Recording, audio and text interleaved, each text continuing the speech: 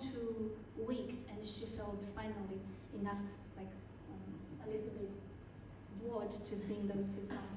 So we then decided to sing a song that was written by one of our musician friends back in our country. He is a folk singer. Yeah, this song is about a tree in the forest. Sorry about my poor English. I don't know how to describe the beauty of the song, but we tried to translate the lyric into English, so we added an English version with the help of the artificial intelligence, ChatGPT.